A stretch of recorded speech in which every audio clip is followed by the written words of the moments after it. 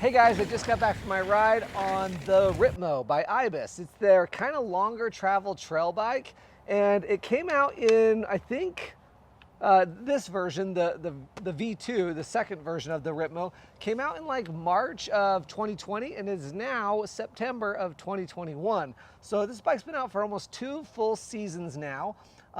I rode it a bunch the first season it came out, put a couple hundred miles on a demo bike from Salt Cycles and just rode the heck out of that bike. And then I've had this bike for myself this entire season. I've had it for about 5 months now. And so I wanted to do a long-term review, talk about what it's like having this bike and riding it every single week. I've reviewed the bike originally, so if you haven't ever seen that video, it's right up here, or just stick around for this one because I'm going to talk about some of the same points, but then give you some ideas of what it's like to have actually owned this bike now for an entire season and been riding it. If you're not familiar with the Ibis Ripmo, it is a 160 millimeter fork, 147 millimeters in the rear, and it's a longer travel trail bike. It's meant for higher speeds, chunkier terrain, the type of guy who rides all sorts of different types of terrain, but really has more of an emphasis on downhill. In today's video, we're going to talk about how it climbs, how it descends, and kind of who this bike is for, and what it's been like owning it for an entire season. Before we do, let's just get into today's video sponsor. These videos are sponsored by Labostaire. Labostaire is a minimalist hip pack company that they reached out to me, asked me to try their bag years ago, and I've been riding it ever since. The bag I use on every single ride, and it takes just the essentials. So in here I can fit my tube, my tools, and my air chuck, CO2, a little bit of food or snacks if the ride's a little bit longer, and then 2 water bottles. And the nice thing is, and the reason why this hip pack works, and the reason why I keep wearing it, is because it rides down a lot lower. Kind of hangs off of my body like a construction worker's tool belt. It doesn't ride on my lower back, get me all sweaty and moving around like a normal, like most hip packs, right?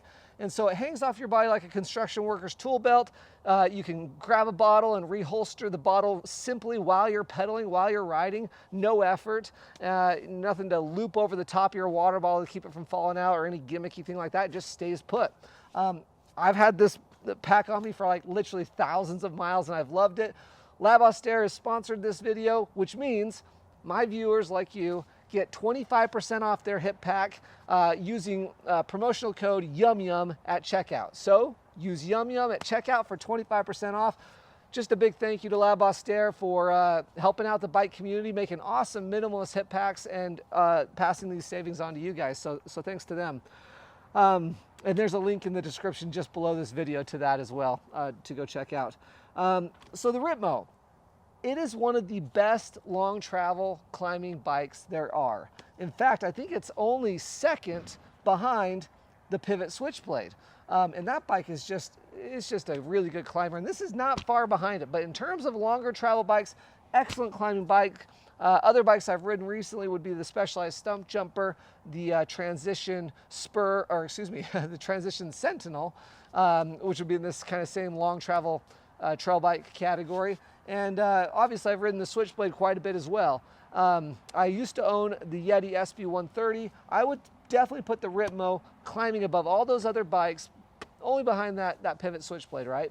And really efficient. It's got an awesome geometry. You know, you're about a 77-degree seat tube angle, about a 65-degree head tube angle. Again, there's a link in the description below this video over to all the details over at Competitive Cyclist, to all the details on this bike and all the geometry and specs and everything. This build that I have is kind of, it's been awesome. I mean, it's all XTR. Salt Cycles here in Sandy, Utah is where I bought the bike from. And they outfitted it all with full XTR, everything, 4-piston brakes. I've ridden it with 3 different shocks now. So it originally came with the Fox Float X2. And that's the bigger shock. You know, right now I've got the DPX2 on here, and then also for about a month, or maybe a little longer than a month, I had the DVO Jade Coil on there, which was a totally new experience. I haven't had a lot of experience with coils, and that was a lot of fun too. But the biggest takeaway, so we know it's a good climber for the category, but the biggest takeaway is in this category of longer travel bikes, you know, think Santa Cruz Hightower and the Pivot Switchblade, the Yeti SB130 lunch ride, things like that. the Specialized Stump Jumper. This is probably the most playful bike in the bunch. It's really easy to pop around and jib around on the trail. It's still pretty stable feeling. I mean, it's much more stable than my Ibis Ripley, which is the bike I spend most of my time on, which is the 120 mil travel version of the Ibis trail bike. But this is probably the most playful of all those bikes. Some bikes are a little bit more stable at higher speeds. This is still incredibly stable. It's a good trail bike, but it might not have quite the stability of like that Transition Sentinel, for example. But then when the trail gets a little windier or the terrain's not quite as gnarly, this bike is just so much more fun than almost any other bike in this category. So, and that's a good segue kind of into who this bike is for, and that's what I love about the Ripmo. The Ripmo checks more boxes for more riders out there and what they are looking for in a bike than probably any other bike. It's more playful than the Pivot Switchblade and just a little bit more easy to move around on. It's not quite as robust and like stable feeling, but that also results in like a lot more playful bike, more fun bike. It feels really light under you and it's really responsive.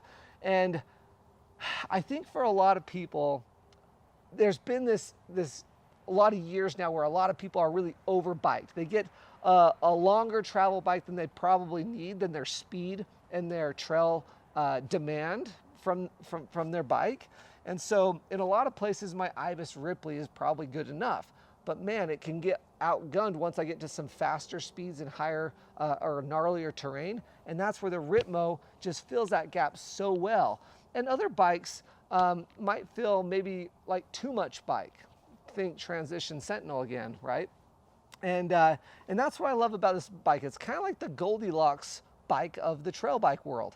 And for those of you who own a Ripmo or maybe even own the previous Ripmo, right? The version 1 that Ibis originally came out with, this didn't lose any luster to that bike. It just became probably slightly more progressive in the way that the suspension works, a little deeper feeling. And it still has that really quick and snappy, sporty feel to it, right? Owning the bike over this long a period of time, I haven't had any problems with it all, other than the original Float X2 shock, the bigger shock by Fox. It blew up on like the second or third ride. And so I didn't spend very much time on that. I immediately went to this DPX2, which I'm 5'8", I'm 145 pounds on a size medium bike. And the DPX2, this smaller shock, is more fun for me in the trails that I ride, the trails that you see in today's video, for example. It just feels a little bit snappier, a little sportier, a little more responsive. And I know you can work on that Float X2 and make it more that way, but I do like how sporty this shock feels on this bike. I don't think you can buy it anymore from Ibis with this shock.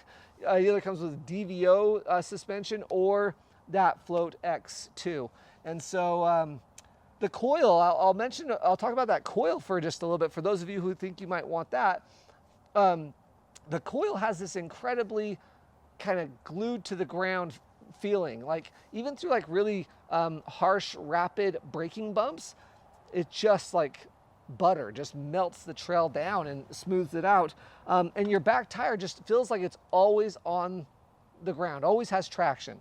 And it's really cool. I've never spent much time with a Coil, so for those of you interested in trying a Coil, you know, it's a pretty inexpensive way to buy that rear shock, and it really kind of transformed the whole bike. It is definitely a different bike when set up with that Coil, 100%. And it's a different bike when it's set up with this shock and the X2 as well.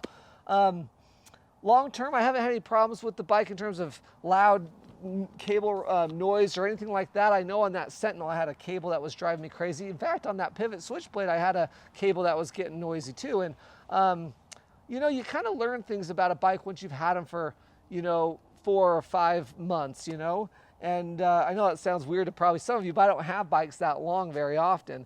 But this bike didn't have any weird surprises. I remember on the Pivot Switchblade, actually, that rear end started to feel harsher and harsher and harsher, and I had to mess with that rear shock after some time, right? On that Switchblade that I used to own. This Ripmo has just been solid all the way along. No problems at all. it feels as good today as it did 5 months ago. And you know, I've loved it. I had Salt Cycles do some upgrades, a little bit of upgrades, you know, upgrade these carbon wheels and a few other little things. And that's the great thing about buying your bike from Salt Cycles. And I thought actually Chris said they have some Ripmos in stock right now. It's September 2021. So if you're watching this video later, you can always call Chris at Salt Cycles. They are so kind and so helpful. And the great thing about Salt Cycles, they're so willing to customize your bike. They won't say, oh, sorry, that's just the X01 build or the XT build. That's just the way the bike comes. They're happy to accommodate you and swap things out. He put this, you know, Fox transfer dropper post on here for me just because I wanted to, that's what I wanted. So he's like, oh, no problem, swap it out.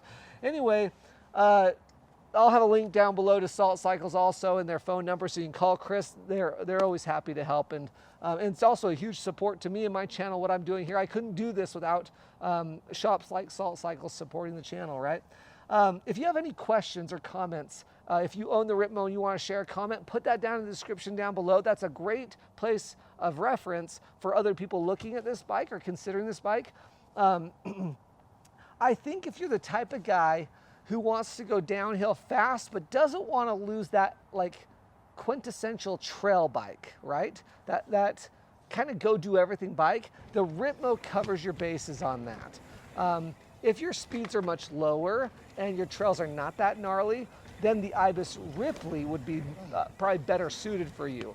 The Ripley is more fun. It really is a lot slower speeds. The Ripmo, a little bit higher speeds, and then basically almost every other bike in this category, longer travel bikes, becomes more vague, more stable, more robust, and maybe not quite as fun as this bike, right? So which is also interesting because you see Ibis's EWS Enduro riders riding this bike, right? They might have a slightly different variant potentially, I don't know. But so it's obviously a fast bike, but I just feel like it's better suited for more people than maybe something like a Transition Sentinel, for example. Just more fun. Also, a big thing that you could mess around with, which I've done over the last 5 months, is I've swapped out tires. So right now I've got a Maxxis DHR2 2.3 on the back and a 2.5 Maxxis Assegai up front. I have also swapped onto this a set of Recons, 2.4 Recons, which is a faster rolling tire. And that's a really fun way to ride this bike as well. Again, if your terrain's not too chunky, you don't need the protection of these bigger tires. The Recon's a great tire for this bike. Honestly, I've put a ton of miles on this bike with Recon front and rear.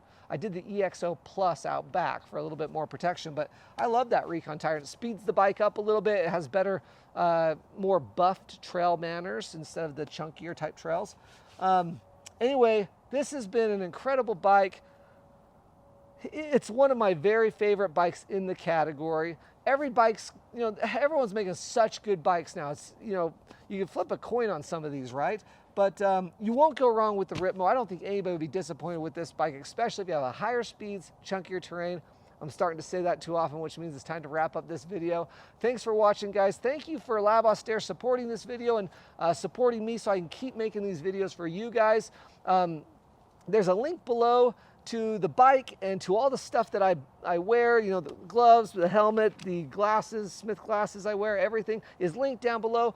By making those purchases using those links, I'm paid a small affiliate link from Competitive Cyclists that helps me keep doing this YouTube channel and keeps making these videos. So thank you for the support. I hope you guys enjoyed it, and leave a comment or question in the section down below. That's a great place to put some dialogue on this bike for those out there looking for this bike. So ask away, and yeah, we'll see you in the next one. Thanks, guys.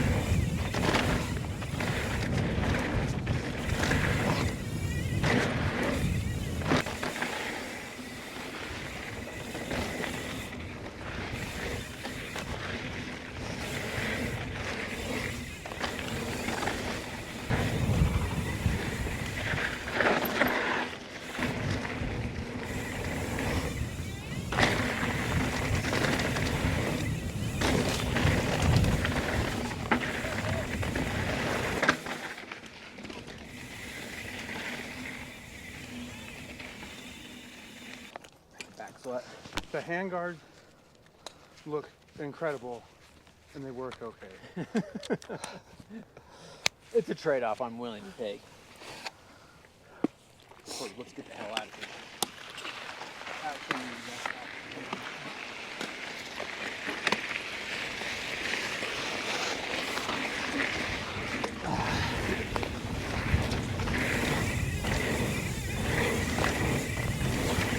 Oh my gosh.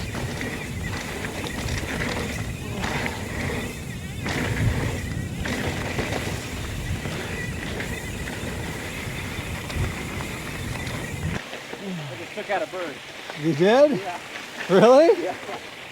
Ran it over? I came in the side of me and I had it. Oh my gosh.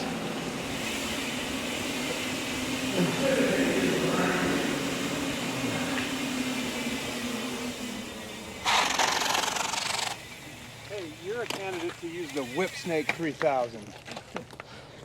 Decimate the environment with the Whip Snake. Whip Snake. Shoo-shoo. Have you seen that? I'm No. gonna have to send it to you. It's so freaking funny. Carl Baskins, I forget his name. I can't remember. But I only use the French wedge, Les Crevasse edition.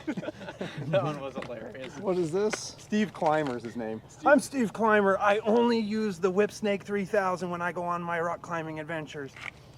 Also, what is Steve Clymer wearing, you ask? I'm wearing the French wedge, Les Crevasse edition. Glad I could get you boys out on why these is that trails. humid? I know, I'm glad I came. So, I was gonna just keep sleeping. it's been a while for you guys. Yep. All right, see you, Tyler. Bye.